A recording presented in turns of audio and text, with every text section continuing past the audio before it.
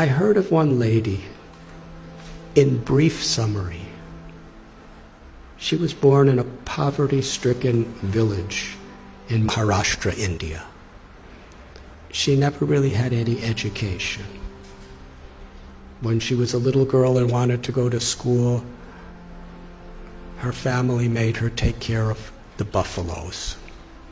When she was 8 years old, she was married.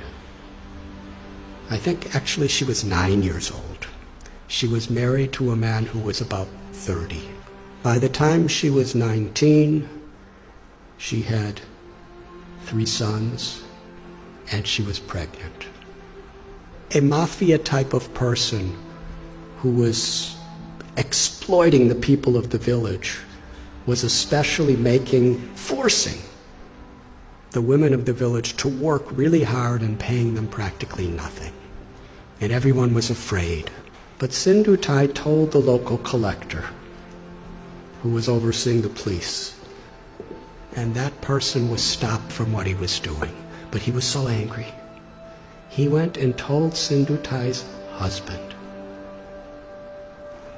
a lie.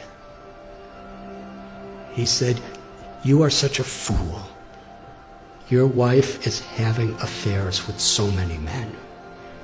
In fact, the child that is within her womb is my child, not yours. I've been having sex with her. If you don't kill the child and kill her, I will kill you." So the husband, the girl's 19 years old, he kicked her in the chest, not in the chest, in the stomach, repeatedly, to kill her and the child. She laid unconscious. He thought she was dead. So he dragged her to a cow shed where a whole herd of cows are being kept, thinking that people will feel that the cows just trampled her and that's how she died. So she laid there unconscious. And when she woke up, she said, she found one cow standing right above her, protecting her. There were all these buffaloes and oxen and cows walking, and they would have certainly trampled her. But this cow was keeping everything away from her. And even when the in-laws came to make sure she was dead, the cow chased them away with their horns and stood over her. She came to consciousness and gave birth to a baby girl under the cow. And she said she took a rock and cut her umbilical cord. Took about 20 slices to get free from it. And for hours and hours, the cow protected. And Sindhutai, when she got enough strength, she embraced the cow and promised, "As you protected me when I was in great need, I will protect others who are in need." It's a long story, but no one would have her back. Her own family rejected her, her biological family, because according to their tradition, once you're married, you could never come back home. A foolish tradition, as many are these days. In order to not be exploited, she was sleeping in a crematorium with her little baby child. And she would collect wheat that people would put around the dead bodies, and she'd mix it with water and cook it on the fires of the dead corpses. It became such a depressing life for her. She decided, I don't want my child to live like this. So she was going to commit suicide. She went to a railway track with her child in her arms and laid waiting for the train to crush them. But as she was laying there, she heard someone crying in anguish. So she got up and she found an old man who was crying out. He was crippled. He was very, very invalid. He was crying for some food and water, so she went and begged and got him food and water. And she was thinking that old man was the voice of God. She called Krishna. She said, was telling me that I had a higher purpose in life than to commit suicide. I have something to do, something to contribute to this world. But then later in the day, she was sitting in a field wondering, what am I going to do? I have nothing. I have no one. How can I help anyone? She was under a tree, and she saw that there was a branch of the tree that a woodsman with an axe had violently cut. The branch was just hanging by a single string. But that branch was giving her and her child shade. So she was thinking, this is the answer. However much I have been beaten down, still I could do something for others. So she started going and finding homeless, abandoned, orphan children. And she became their mother, taking care of them. Somehow or other, she learned how to sing really nice, and she begged with her singing, and she provided for them, and somehow or other kept them safe. And after some time, people saw what a difference she was making to so many people that they built an orphanage for her.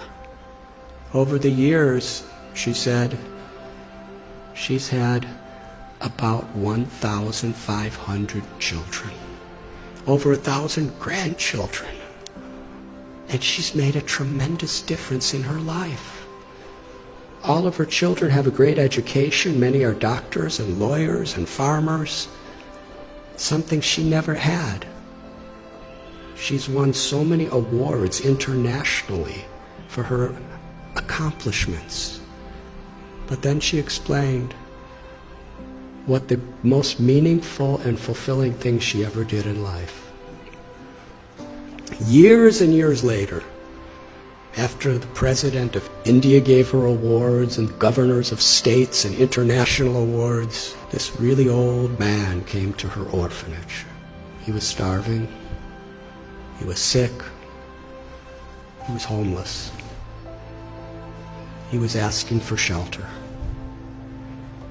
After a few minutes, she recognized this was her ex-husband, the person who tried to murder her maliciously. She said to him, when you left me to die, I was homeless in rags.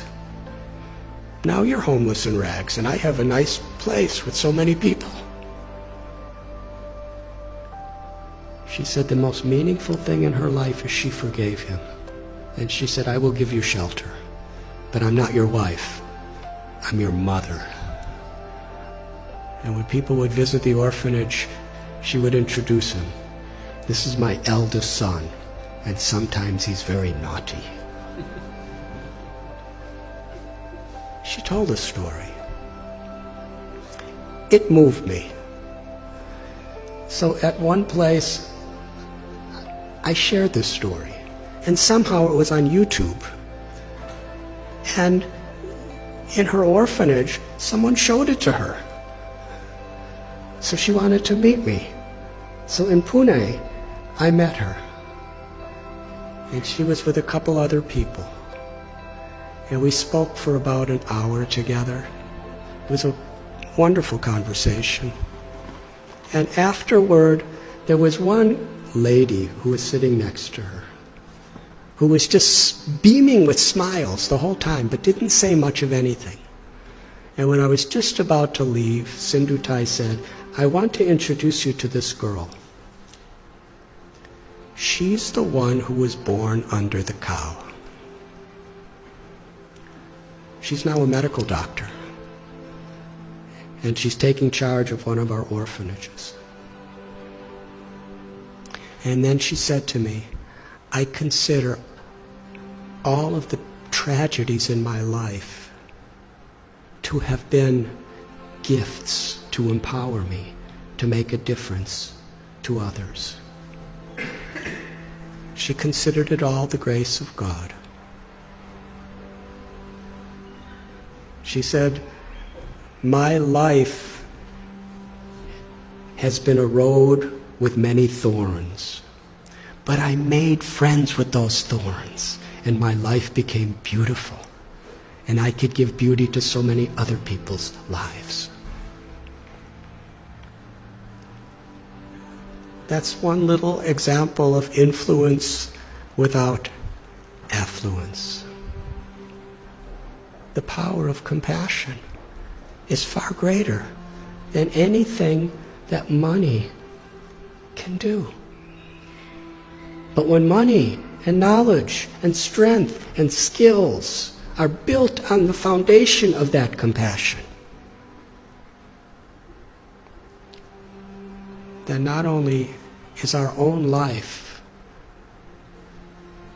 enriched beyond our comprehension, but we could make such a difference.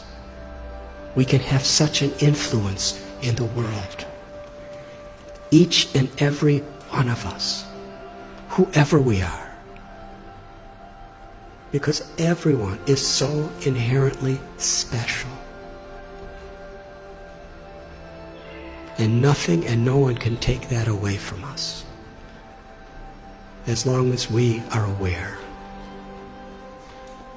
To be an instrument of compassion, an instrument of grace, is the true influence, beyond affluence.